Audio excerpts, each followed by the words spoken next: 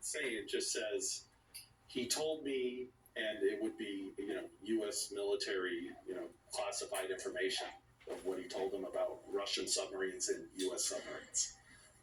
And that's really all I remember hearing, and I went, what?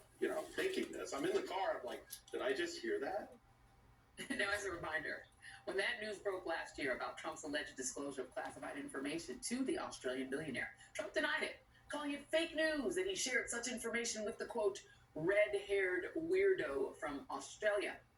And as you would expect, even with this latest corroboration from this former Mar-a-Lago employee, the Republicans remain silent on Trump's alleged crimes. Joining me now is Congresswoman Natalie Dean, who, as you saw, participated in today's hearing as a member of the House Judiciary Committee.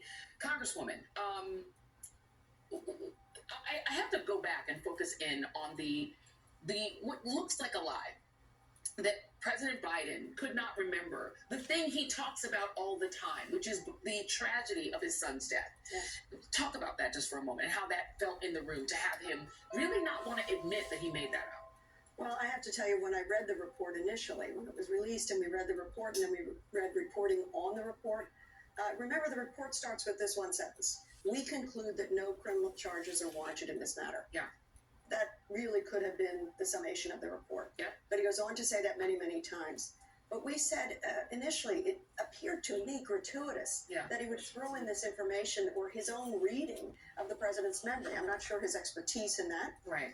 And I found it particularly irksome and indecent that he would quiz the president on the death of his son, Beau Biden, from brain cancer. Yeah. Are you kidding me? A veteran and a public servant. And so when the transcript hit today, we took a look to say, did Biden really not know? Yeah. And of course, you read it from page 82. Yeah. My God, May the 30th. Yeah. So it was so gratuitous. And when they wrote it, if you take a look at Special Counsel Herr's report, it's on page 208 that he criticizes his memory, couldn't remember this, and this, couldn't remember the year of Beau's death. When they were writing that and finalizing it, wouldn't you think somebody in the room would have said, wait a second, do you remember what he said early on in the transcript? My God, May the 30th. And I said, what a searing, I'm a parent myself. I have not suffered such a horrible loss. Yeah. But what a searing memory. Absolutely. Of course he remembered his son's. Absolutely. And look, I just wrote a book. You go back and forth to the transcripts when you're trying to write based on transcripts. The lucky thing is you have the transcripts. He could have literally just looked. I want to play a back and forth that you had with Mr. Herr. And this was about what he said about Donald Trump. Take a listen.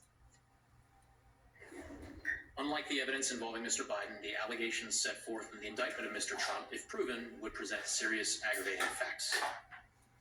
Keep going. Congresswoman, I'm happy to have you read the words of my report. Well, it's your report, so I think it actually is more fitting that you read those. Most notably, after being given multiple chances to return classified documents and avoid prosecution, Mr. Trump allegedly did the opposite. Voila.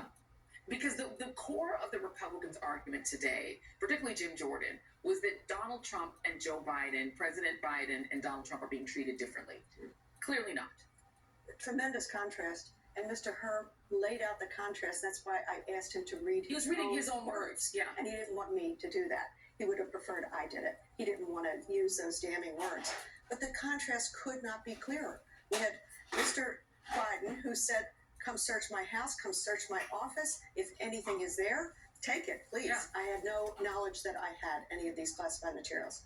And from the indictment in Mar-a-Lago, just the Mar-a-Lago indictment on these documents, do you remember the circus that was going on, the criminality that was going on, moving the documents, hiding the documents, lying to his own attorney, obstructing the FBI, obstructing justice.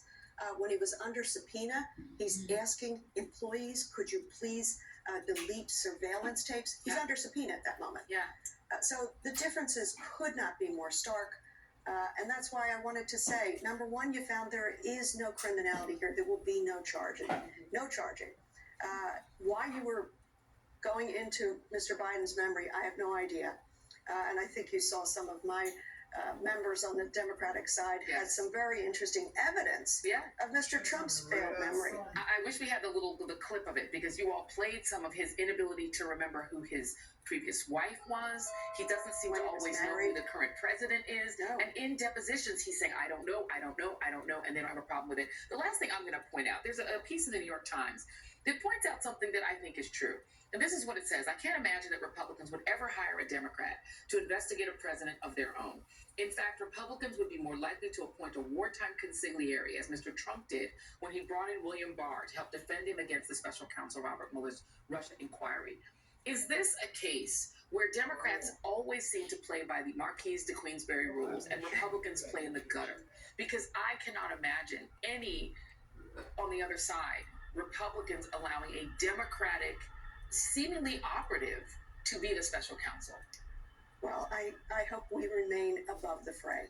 I hope we remain, that we believe in the rule of law, that we believe in the independence of the Department of Justice.